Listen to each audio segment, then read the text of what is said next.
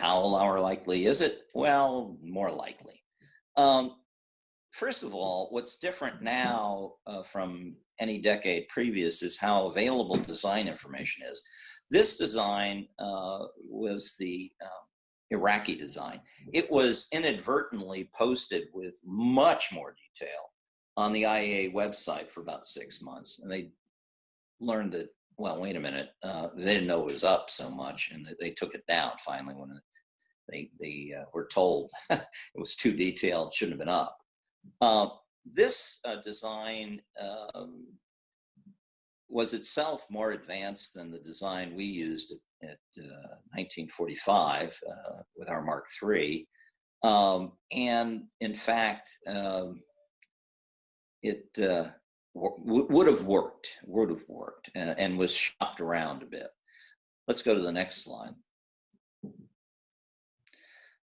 Certainly, Iran's design suggests, even in schematic, that it's not a Mark III, but more advanced. It looks like it's got at least a levitated pit.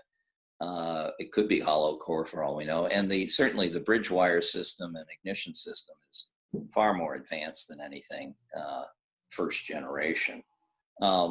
That's because a lot of information was shared, some of it inadvertently. There's a book that caused a lot of classification kerfuffle that suggested that we had helped the Iran bomb design by not inadvertently, trying to fool them into trying to build a defective design. There's only one problem. The agent, who was Russian, who delivered the design, admitted that it was defective and helped them figure out in what way. So let's go to the next slide. Well, here's the Swedes. In 1956, they figured out levitated pit, hollow core, 2-point ellipsoid ignition. This is pretty sporty. I mean, and that was in 56. So you got to assume that people are pretty smart. And if people could have figured that out, nearly 65 years ago, well, maybe somebody else has figured it out. Next design. Well, you have this picture. What if that really is a two-stage thermonuclear weapon? At the minimum, could North Koreans be willing to trade in thermonuclear technology? They certainly were willing to trade in the design of a production reactor with Syria. The short answer is probably. Well, where does that lead? I don't know. Heads up. Okay, next. Okay, now the other thing that's different from previous decades is that countries' leaders are explicitly and publicly saying they're willing to get nuclear weapons, even when they've signed treaties that say they won't. Now, I suppose the cynics amongst us would say, oh, well, everyone lies. But what's scary is, what if they're not? What if they're telling the truth? Now, we don't know. I tend to think that this is bluster, but it is unprecedented. We've never seen leaders such as Erdogan, MBS, and the foreign minister of Iran. Probably need to change that picture, but he was authorized, by the leader. Said, we want to leave the NPT if we don't get X, Y, or Z, or if another country gets them. In the case of Erdogan, he said it's just not fair that there are countries that can't have them and countries that can. It's a principled argument he makes. He then calls out Israel and says they shouldn't have them. That's for sure. Next slide. Well, who's next? I mean, if one of those countries crosses into getting nuclear weapons, how might that have knock-on effects, other places in the world other than the Middle East? Well, it's hard to know. But meanwhile, certainly the Japanese are worried about the Chinese and are worried about the North Koreans. And arguably, they're not about to let South Korea go nuclear alone. I mean, there are certain cultural animosities produced over a historical period that won't let them do that. And of course, it works the opposite direction as well. This is combustible. This is a situation that could be tipped over by even something as remote as proliferation in places like the Middle East, as far as I can tell.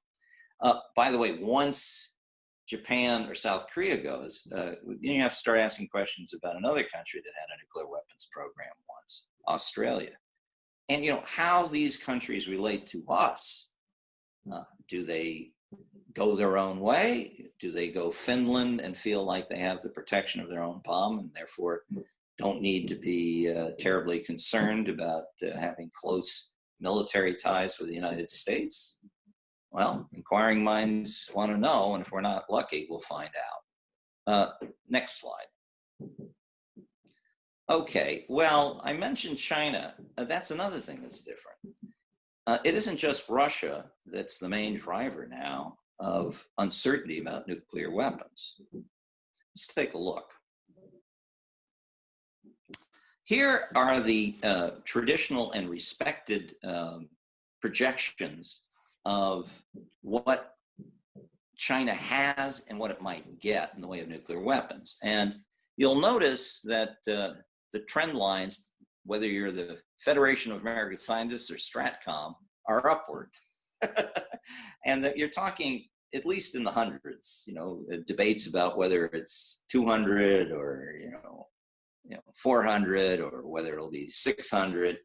I like to put the Russians on this chart, even though these are US estimates. There is a retired commander of the rocket forces, Yeltsin, and he came out with some estimates about a decade ago that he thought the Chinese had 800 to 900 weapons deployed already. This only suggests we may not know what they have. It does not suggest that they have the top number. It may well be the low number, but that's a lot of uncertainty for several hundred, to go from below 200 to almost 1,000 and not to know what's deployed. It could be the Yeltsin number should be thrown out, but I don't know. I think they get a vote as well because we don't seem to know any more than them. Let's go to the next slide. Now, if it was just uncertainty about what they had, that might be tolerable if what they had was capped at several hundred. But what is greater in the way of uncertainty is what they might get. Now, I do not want to argue that because they can technically get, they will get more weapons. But they themselves, in their own official newspapers, or at least government papers, have commentators arguing that they should get 1,000 weapons, for example, to balance the United States. So the thought is out there in the public realm to begin with. So what could they get if they wanted to get more? How could they get them? Well, they have two online heavy water reactors that are ideal producers of weapons grade plutonium, and they're getting 2 more by mid 2025. These things, two can make about 650 kilograms of plutonium. That's roughly enough for 150. I would judge that if it's weapons grade, you should probably use the estimate of about 3 kilograms. Roughly. Now, I didn't. I used a bigger number. So if anything, these are rather conservative numbers. I'm trying to, not go as far as one might. Next slide. Also, if they only took 1 or 2 of what are nearly 30 or so plants that are thermal reactors, light water reactors. They can even use ours, I suppose, if they wanted to be really nasty. These machines produce power, but if you took 1 or 2 off the cycle, instead of refueling them every,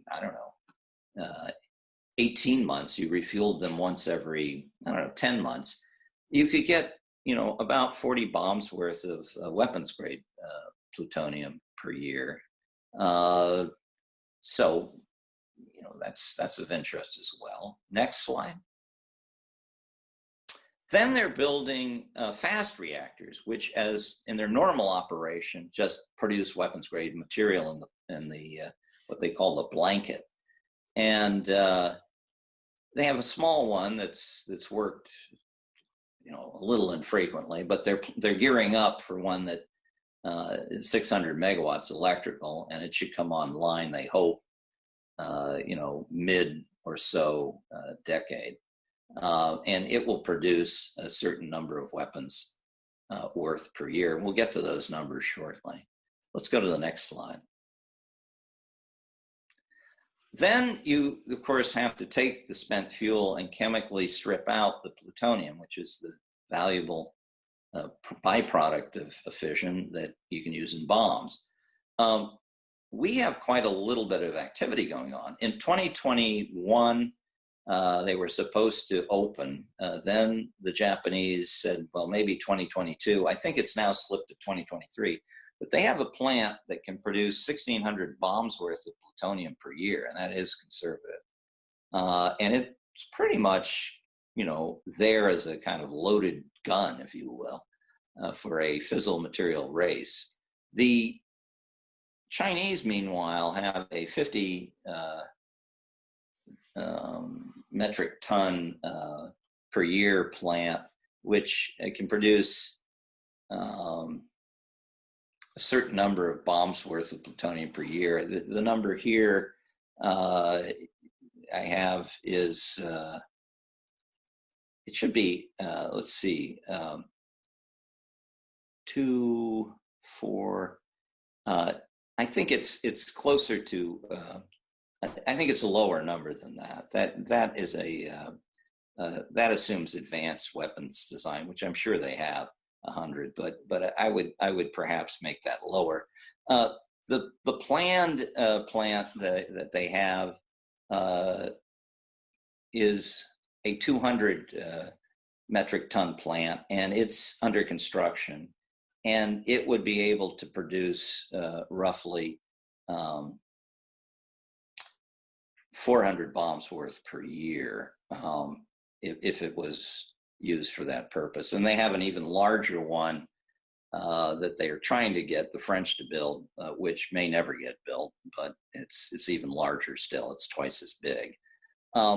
The South Koreans are playing around with reprocessing technology that we are encouraging them to look at. It's not clear we're going to encourage them to actually build this, but they could. And that will enable them to separate fuel. And they have lots of interesting reactors to pull material from. So we have quite a combustible neighborhood from a nuclear standpoint, from reprocessing. Next slide. Well, you can see the numbers of bombs worth of material that could accumulate in Japan and China in a few short years. Essentially, what we're seeing here is numbers, that are easily in excess of anything the United States has deployed. You have, in the case of Japan, roughly, they currently have 10 tons, roughly 9 to 10 tons on their soil of separated plutonium. You divide that, by 5 in the case of the material, and you get numbers that are, quite large, 2 to 3,000 bombs worth. And they intend to produce more of this stuff, even though there's no way to use it in civil reactors to get rid of it all.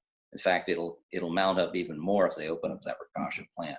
Meanwhile, the Chinese are right on the way to getting about 10 tons of material, almost by 2030 at least, and that's a pretty big number. That you're talking about, almost let's see, 10 tons divided by, if you want to be conservative, 5, you get quite a large number. You're talking about thousands of bombs worth. Let's go to the next slide. Now, some people say, well, but they can't reprocess all the material they'd want to do that in the declared commercial plants that we know about. The problem is that there are lots of ways in which the Chinese in the past have operated reactors in ways that we don't know what they were producing. They even built 3 reactors in a mountain, and we only learned about their existence, after they decided to let us know. Now, luckily, those plants, we're told, were never operated, and I believe they weren't. But you could easily build additional chemical stripping capability in small, inexpensive ways. One such effort was done, at least on paper, where you could build a plant capable of making a bomb's worth a day in an area 60 feet by 130 feet by 30 feet, and you wouldn't be the wiser until it started to operate. The industry actually put out the details on how you could do this so that people would give up trying to control for reprocessing. That didn't quite work from a policy angle. But you see over to the left, the Israelis actually did build small reprocessing facilities underneath the Dimona plant, and we inspected it and never knew that that facility was there. So, if the Chinese want to follow that example, we might not be the wiser until late in the game. Now, it's a little paranoid, but it's important to know the range of uncertainties and what you're going to worry about. Next slide.